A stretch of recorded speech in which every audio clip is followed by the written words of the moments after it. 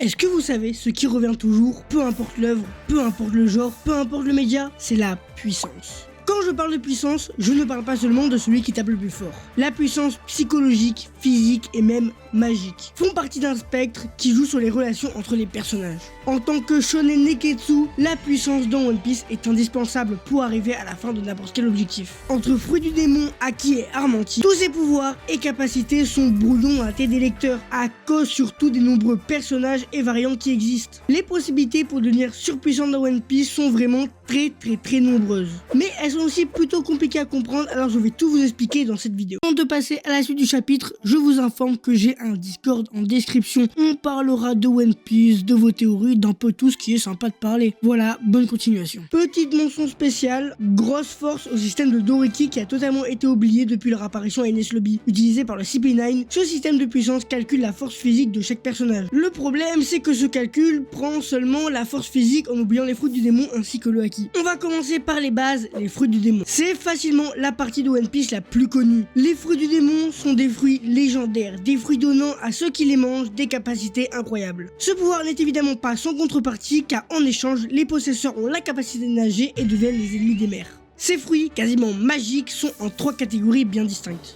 Chaque catégorie est totalement différente de la précédente. Seules quelques exceptions peuvent lier 2 catégories. J'avais déjà fait une vidéo où je parlais des fruits du démon, on va quand même revenir dessus vu que c'est le sujet de la vidéo. Les 3 catégories de fruits du démon sont les Logia, les Paramécias ainsi que les Zoan. Il existe aussi des Zoan artificiels créés par le docteur Vegapunk. Ces fruits artificiels ne sont malheureusement pas parfaits. Les fruits défectueux, si mangés, empêchent la personne de faire autre chose que sourire et rigoler. Ça m'a l'air très amusant tout ça. Ces fruits ont été créés par Vegapunk mais sont produits en masse par César. Les Paramécias sont des fruits de démons qui permettent à leurs utilisateurs de modifier leur environnement ou leur corps en produisant ou en créant toutes sortes d'objets ou même de concepts. Par exemple, Pudding qui peut couper ou modifier des souvenirs. Voilà un exemple de concept. On a par exemple le Moshi Moshi no Mi ou bien le Daku Daku no Mi, qui sont des bons exemples de modification du corps. Les Logia, eux, font partie des fruits les plus puissants. Ils se rendent leur utilisateur intouchable et donc quasiment invincible sur la première partie de Grand Line. On peut les toucher grâce au Haki, ce qui les rend déjà moins puissants, mais quand même assez redoutables. Par exemple, le fruit de Kizaru ou bien le fruit d'Akainu.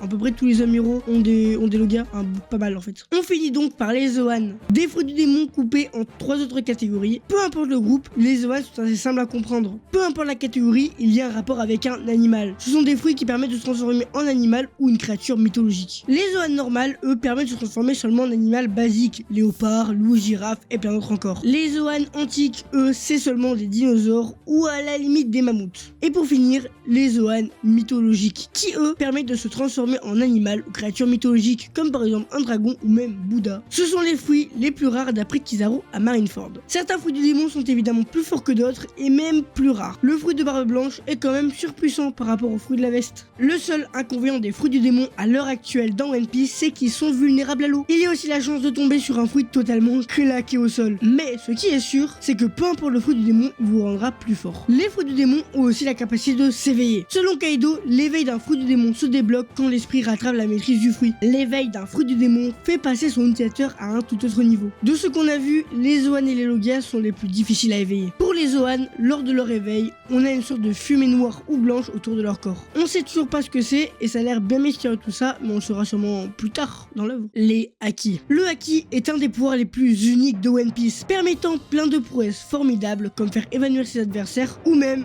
voir dans le futur. On peut aussi les voir comme une extension des sens qui existe déjà. L'ouïe, la vue, l'instinct et plein d'autres. Il existe 3 types de Haki très différents et tous ont une utilité. Il faut aussi savoir que le Haki s'améliore avec des combats qui va mettre l'utilisateur dans ses derniers retranchements. Le Haki voulant dire ambition, il est aussi appelé fluide en français. Dans le monde de One Piece, tout le monde possède le Haki. Certains ne le savent pas et d'autres n'arriveront pas à l'éveiller. Certains ont des capacités naturelles à utiliser ces Haki, c'est le cas de Otohime ou Aisha, personnage rencontré sur Skypiea lors de l'épisode 161 ou du chapitre 249. Principalement appelé Haki, il possède d'autres appellations selon les îles. Par exemple, sur Skypiea, Ene rappelle ça le mantra pour le Haki de l'observation. Sur Wano, le Haki d'un moment est appelé le Ryo. 100 millions, 30, c'est trop peu pour un garçon avec un tel Haki. Apparu pour la première fois au chapitre 1, le haki a été utilisé par Shanks lorsqu'il sauve Luffy de l'attaque du monstre marin. Le terme de haki sera lui utilisé pour la première fois lorsque Barbe Noire fera un commentaire sur la prime de Luffy à Jaya. Il est bon de noter que les utilisateurs de haki peuvent savoir si une autre personne possède le haki ou non. Le concept de haki sera éclairé lors de l'arc Sabaody ainsi qu'à l'arc Amazon Lily, avec l'introduction des Kuja et leur utilisation assez avancée du fluide. C'est lors de l'ellipse que Riley exposera avec précision ce que sont les haki et leurs différentes utilisations. Le premier haki est le haki de l'observation. Capacité permettant d'anticiper les attaques de son adversaire, il est utile pour se défendre mais aussi pour attaquer en anticipant la position de son adversaire. Ce haki peut aussi être utilisé pour voir dans le cœur des gens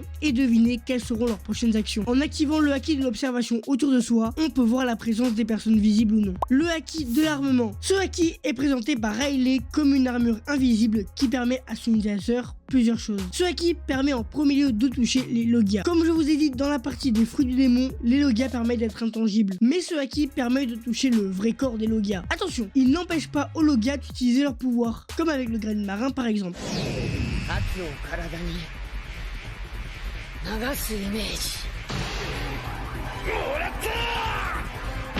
Le haki de l'armement a une forme avancée qui le rend bien plus puissant. Comme pour le haki de l'observation et sa capacité de voir dans le futur, pour le haki de l'armement, on peut utiliser une forme qui permet de frapper l'intérieur des objets et les faire exploser de l'intérieur.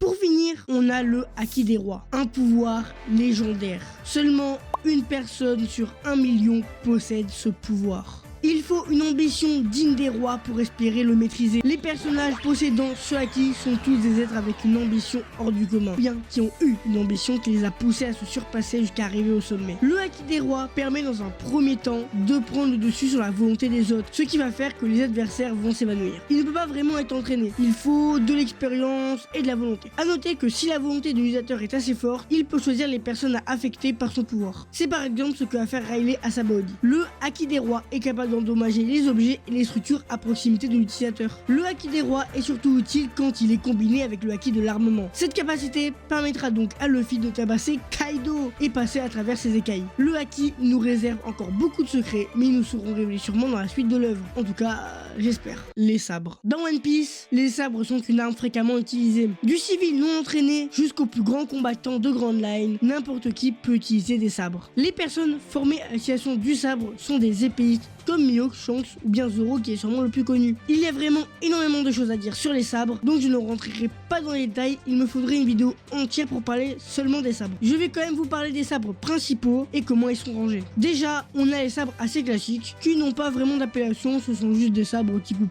Ouais, c'est des sabres utilisables. Les sabres de bien meilleure qualité s'appellent des Meito. On commence donc par les sabres les plus faibles, les Ryo Wazamono. Ce sont les 50 lames de qualité supérieure. On en connaît actuellement que 5, dont les plus connus sont Yubashiri qui est actuellement détruit et Shigure qui est un sabre détenu par Tashigi. Les Owazamono, ce sont les 21 grandes lames. On n'en connaît actuellement que 5, les plus connus sont évidemment Enma depuis Wano et le Wado Ishimonji que Zoro a depuis le début de One Piece. La plus puissante et dernière catégorie sont évidemment les Seijo Owazamono. Ce sont les 12 lames les plus puissantes du monde de One Piece. On en connaît seulement 4, mais toutes ont appartenu à des personnages à la puissance démesurée. Kokuto Yoru pour Mihawk, Mulakumogiri, Mulakumogiri pour Barbe Blanche. Oula, une galère celui-là. Et enfin Ace pour Goldie Roger. Si vous vous demandez pourquoi il en manque un quatrième, c'est simplement car on ne le connaît pas. Cette quatrième lame, c'est le Shodai Kitetsu. La troisième et plus puissante épée de la famille des Kitetsu. C'est une lame maudite qui n'est pas encore apparue dans le manga. Ils sont ensorcelés, tous, sans exception. Les grands escrimeurs qu'ils ont portés à leur ceinture ont tous connu une fin atroce. En termes de lames maudites, on connaît pas grand chose d'autre que les lames forgées par l'école Kitetsu. Si vous vous demandez qui sont les Kitetsu, ce sera pour une prochaine vidéo. Les lames maudites sont des sabres qui ont une malédiction. Toute personne utilisant ces sabres va mourir. Après, il est possible de ne pas en mourir. Zoro possède une des lames maudites et n'est toujours pas mort.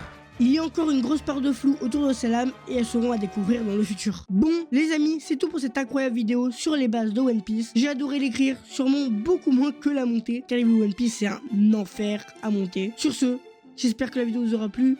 Bye bye.